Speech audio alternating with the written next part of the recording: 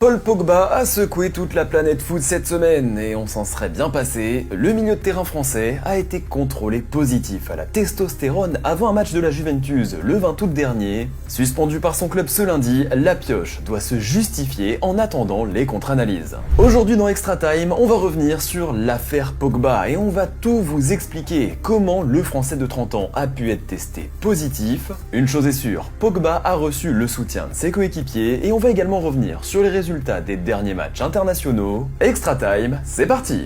Dimanche, la breaking news sur Paul Pogba a fait l'effet d'une bombe. Du côté de l'Italie, les médias transalpins ne parlaient que de ça. L'agence de presse italienne ANSA a affirmé que Paul Pogba a été testé positif à la testostérone lors de la rencontre du 20 août entre la Juventus et l'Udinese en première journée de Serie A, match auquel Paul Pogba n'a joué aucune minute. Le champion du monde 2018 a donc été suspendu provisoirement par l'agence italienne antidopage. La sanction dont le joueur de 30 ans est victime est la suivante: violation des articles 2.1 et 2.2 pour la présence des substances prohibées suivantes, métabolites de testostérone. Paul Pogba risque même une sanction de 4 ans si les résultats de la contre-analyse s'avèrent eux aussi positifs.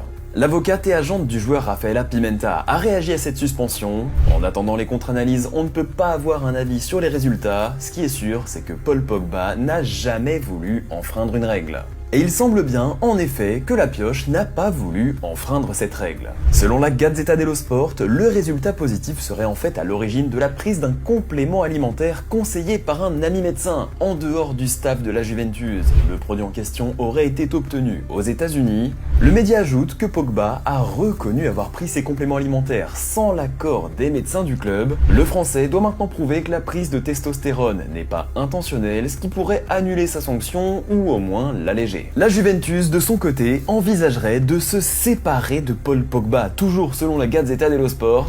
Et oui, intentionnel ou non, le Français aurait peut-être dû consulter son club avant d'ingurgiter des compléments alimentaires. Le club de Serie A affirme être à l'écart de l'affaire qui concerne le joueur, et dans le cas d'une rupture de contrat, le club de la vieille dame ferait des grosses économies sur le salaire de Pogba qui touche actuellement 8 millions d'euros plus 2 millions de bonus. Bon, y a pas à dire, le milieu de terrain français se trouve dans de sales draps actuellement. Après avoir connu une saison très difficile l'année dernière à cause de multiples blessures et des affaires extrasportives, et bien voilà qu'il se retrouve aujourd'hui dans une affaire de dopage cette saison. Si la sanction de 4 ans est prononcée, la pioche pourrait bien mettre un terme à sa carrière, car, vu son âge, on ne risquerait pas de revoir Pogba dans le monde du foot avant ses 34 ans. Heureusement, face à cette situation très compliquée, Pogba a reçu le soutien de plusieurs personnes, dont son sélectionneur Didier Deschamps. Le sélectionneur des Bleus s'est exprimé après le match France-Allemagne au micro de TF1. Je ne peux pas imaginer ça, le connaissant, avec tout ce qu'il a dans la tête. Après, savoir le pourquoi du comment, je ne pense pas que lui-même le sache malheureusement, c'est dur pour lui, je l'ai toujours soutenu. Son coéquipier en équipe de France, Kingsley Coman, a également soutenu Paul Pogba. On soutient tous Paul, c'est un ami très proche, il fait partie de la famille. On n'en sait pas vraiment plus, il faudra regarder, mais on connaît Paul, on sait que si quelque chose est arrivé, c'est sûrement inconsciemment sans faire exprès. On est de tout cœur avec lui.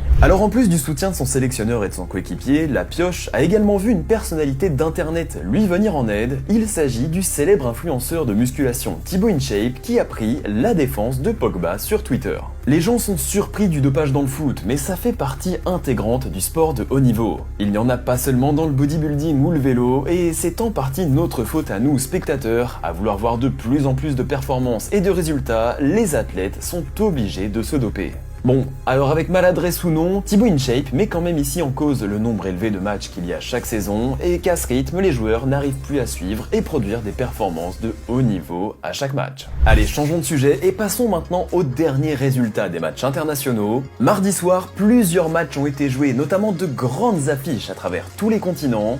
Commençons par l'Europe avec l'affiche très prometteuse entre la France et l'Allemagne. Alors que la Mannschaft avait viré son sélectionneur Hansi Flick il y a seulement quelques jours, la sélection allemande est tout de même sortie victorieuse de ce match.